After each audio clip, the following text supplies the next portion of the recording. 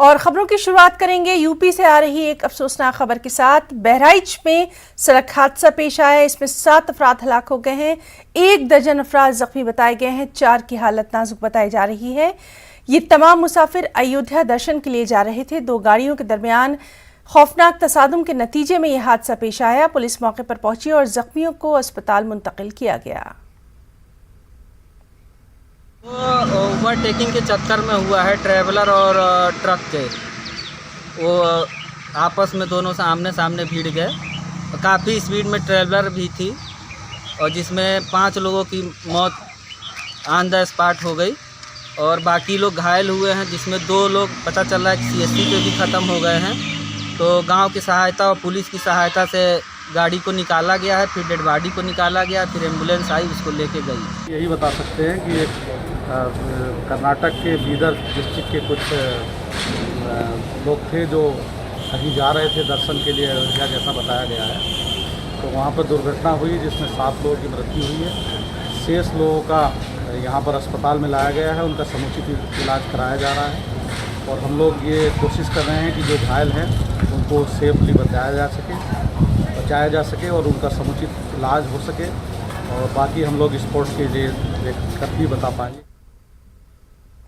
जमीयतुल उलमा हिंद की कॉन्फ्रेंस के दूसरे दिन यकसा सिविल कोड पर करारदाद मंजूर कर ली गई। कॉन्फ्रेंस में यकसा सिविल कोड को नाफिज करके बुनियादी आईनी हुकूक से महरूम करने की कोशिशों पर इजहार तशवीश किया गया। मुस्लिम रहनुमाओं ने इस मौके पर कहा कि इस्लामी शरीयत में किसी भी किस्म की मदाखलत हरगिज़ कबूल नहीं की जाएगी। कॉन्फ्रेंस में मुस्लिम पर्सनल लॉ में शामिल मामलात जैसे निकाह, तलाक, खुला, विरासत, फ़िक़्ह वगैरह किसी माशरे, गिरोह या फ़र्द के कानून नहीं है, ना ही ये रस्म व रिवाज और सकाफ़त का मामला है, बल्कि नमाज, रोज़ा, हज वगैरह की तरह ये भी हमारे मजहबी अहकामात का ही हिस्सा हैं जो कुरान और हदीस से लिए गए हैं। इसलिए इनमें कोई तब्दीली या किसी को इनकी पैरवी से मना करना वाज़े तौर पर इस्लाम में मदाखलत और आईन हिंद के आर्टिकल 25 में दी गई जमानत के खिलाफ है। यूनिफॉर्म सिविल कोड की, उसमें हमारा ये कहना था कि यूनिफॉर्म सिविल कोड इस तरह से अगर लाना है तो ये कोशिश करिए कि सबके साथ इंसाफ हो, सबके साथ बराबरी हो।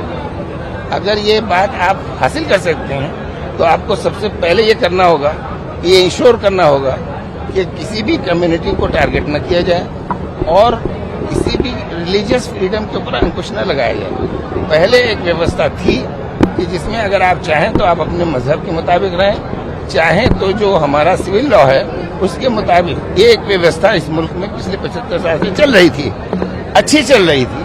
अब अगर आप इसके अंदर कोई तकलीफ महसूस करते हैं, कोई बात नहीं है। कानून पार्लियामेंट कानून बनाने के लिए है, उसको हक हासिल है। इश्यूज को पार्लियामेंट में पेश करिए और जो उसका मसौदा आएगा सब लोग डिस्कस करेंगे, बहस करेंगे, लेकिन इस चीज को जरूर इंश्योर करेंगे कि जो हमारे मुल्क की जो विभिन्नता है वो खत्म नहीं हो, सबको जो रिलीजियस फ्रीडम है उस पर अंकुश न लगे और सबके साथ बराबरी और इंसाफ हो।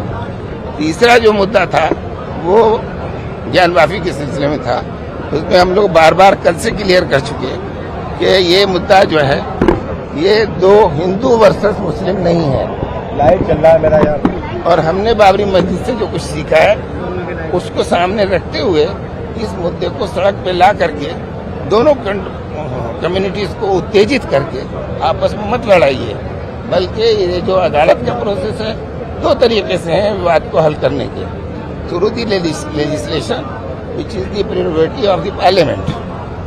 पार्लियामेंट का कानून बना हुआ है, उसके बारे में आप क्या कहते हैं? जो 1991 का एक्ट है वो हमने किसी मुसलमान ने नहीं बनाया, वो पार्लियामेंट ने बनाया है। तो पार्लियामेंट का बनाया हुआ कानून आप रेस्पेक्ट करेंगे, इसके बारे में आपकी क्या राय? दूसरी चीज ये है कि सुप्रीम कोर्ट उस कानून को इंटरप्रेट करती है और उसको इम्प्लीमेंट करती है। तो सुप्रीम कोर्ट ने भी उस कानून को पूरी मान्यता दी है अपने बाबरी मस्जिद के जजमेंट में। इन चीजों को सामने रखते हुए ये जरूरी है कि इन मुद्दे को अब अदालत में ये गया है तो अदालतें इन दोनों चीजों को सामने रखकर फैसला करेंगी। हम क्यों तेजी हो रहे हैं? पहले ही से हम क्यों फैसला कर रहे हैं?